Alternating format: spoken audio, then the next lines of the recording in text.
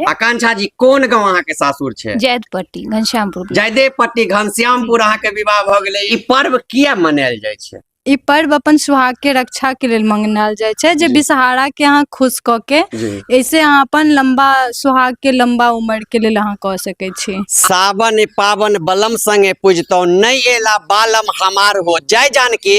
एखन हम नेहरा में छी और ई सावन के महीना नव विवाहित के लेल पूरा कहू तो पूजा पाठ के महीना छै। महीना में नव विवाहित जे होय छथिन ओ अपन सुहाग के रक्षा करे के लेल बिषहारा के पूजे छथिन और ई लगातार 15 दिन तक ई पाबनि चले छे। और पाबनि के महानता बता दी जे पाबनि में जे नव विवाहिता लड़की रहे छथिन हुनकर 15 दिन के खर्चा जे रहे छे, फल फूल पूजा पाठ के सामान गहना साड़ी जतेक भी छे ओ सारा ससुराल से नवका आवे छे और ओ पहिर क जे छे से फूल लो रहे छथिन। एकरा मधुश्रावणी पर्व मिथिलांचल में कहल जाय छे। एखन देखबे नव विवाहित हमरा संगे छथिन, ई सब फूल लोढ़लखिन हन। त आउ ए पाबनि के और की महत्व छे से विशेष अहीं सबके बात क क सुनवाबै छी।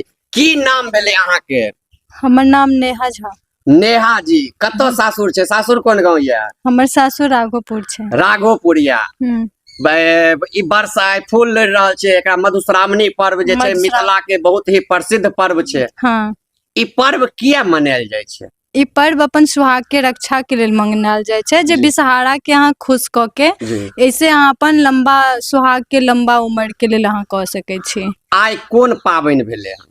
आइ पाँचम छियै। आइ पाँचम छियै। हाँ। आइ किनका पूजा भेले हन?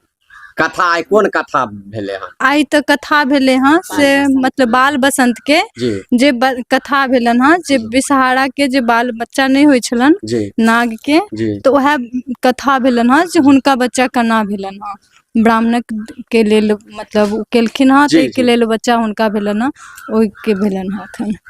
तो पूरा सब सामान सब एमे कहल जाय छे जे एकर मधुश्रावणी में पूरा सामान गहना गुड़िया कपड़ा सब सबटा सासुर से आवे छे। टोटल चीज खाना पीना के सेहो सबटा आवे छे। तेल मसाला चावल दाल जते भी रहे छे सबटा सासुरे से आवे छे। आहू के एले हन पूरा एले न भरपूर एले हन ना? इने न सास के उलाम दे हमरा ने हमर तो बहुत चीज एले। हम तो चायो नहीं पीवे छे, लेकिन हमरा सासुर से चाय पत्ती चीनी सब सबटा एले हन। टोटल चीज आवे छे। लड़की दूध तक जे खाय छे, जे भी खाना खाय छे टोटल ओते से आवे छे। अपने सुन लिए जे पर्व के बारे में जनाइते अहाँ के कहलो एक एक चीज कहावत कहैत छे जे नून से ल के हरे तक जतेक भी सामान हेते सबटा ससुराले से एते और वह खा के 15 दिन तक पूजा करथिन, सब पूजा पाठ करथिन और अपन सुहाग के रक्षा के लेल जे छे से पूजा पाठ कर छथिन। और छथिन हम बात करवावे छी। की नाम भेले अहाँ के? हमर नाम आकांक्षा भेले। आकांक्षा जी कोन गांव अहाँ के सासुर छे? जैदपट्टी घनश्यामपुर। जयदेवपट्टी घनश्यामपुर अहाँ के विवाह भ गेले। न्यूज देख कर तो जयदेवपट्टी वाला सब पागल भ जेते जे केना पहुंच गेले एत। अच्छा एगो चीज हम अहाँ सब पूछो चाहे छी, ई पाबनि बिषहारा के बिषहारा के किछ एक लाइन हमरा सुनेबे जे बिषहारा किनकर मतलब किया पूजल जाय छे, केना भेले जे ई पाबनि शुरुआत भेले, कनी पाबनि के बारे में। अपने जो बिषहारा नाग नागिन का जोड़ा छे त जेना उ जोड़ा रही छथिन त कामना कैल जाय छै कि जेना उनकर जोड़ी सलामत छे त अपनो सब का जोड़ी ओनाहिते सलामत रहे। अपन जे घर वाला छथिन उनकर उम्र हमेशा बढ़त जाए। अपन उम्र के साथ कटौती भए जाए, लेकिन उनकर उम्र के साथ कखनो कटौती नहीं हेबाक चाही। सुन लिए कते के नीक बात कहलखिन जे आदमी सुहाग के लेल ओनाहितो देखैत हेबै मिथिला छियै और सौंसे सुहाग के लेल आदमी की नहीं करे छे।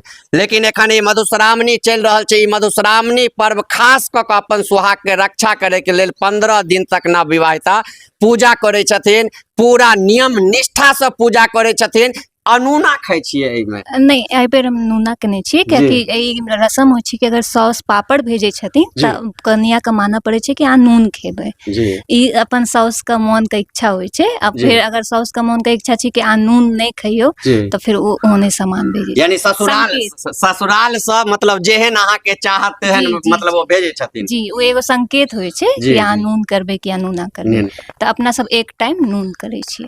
अपने सुन लिए हन तो और छथिन कि अहू सब पूजने छलिए पाबनि? पहले पाबनि होय छले अहाँ सब के समय में ठीक जगह कि एखन भ रहल छे? हाँ, एनाही हो एनाहिते पहिलेयो होय छले। पहले एनाही मतलब शुरुआत से छलथिन जे एगो बूढ़ी छलखिन हँ ओ गेलखिन मतलब धार पर में जाय छलखिन जी। ओतऽ पात छलन आकोन के ओहि पर में नाग नागिन जी खेलाइ छलखिन पांचों बहिन। तो हुनका ओ पूछलखिन जे अहाँ सब एतऽ किया छियै, तऽ कहलखिन कि जे अहाँ सब जाओ अपन गांव में पूरा ढोला दो देबै, सबके कह देबै जे नाग पंचमी दिन से अंगना घर निपल जेते और नीम नींबू और दही मुंह में लगायल जेते, थुम्हा बनते और घोरजाउर खीर बनायल जेते और सब खेते, पूरा परिवार खेते। तो यही दुआरे होइ छै जे कि नाग पंचमी मनायल जाय छै। तो नाग पंचमी इसीलिए मनायल जाय छै कि जे नाग देवता के पूजा होइ छै, पूजा होइ छै। एहिमे अहाँ सबके बता दी जे एगो एहन विध होय छै जे विध के लगातार देखबै, जखन ओ विध है तो सोशल मीडिया पर छड़ा जाय छै पूरा फोटो।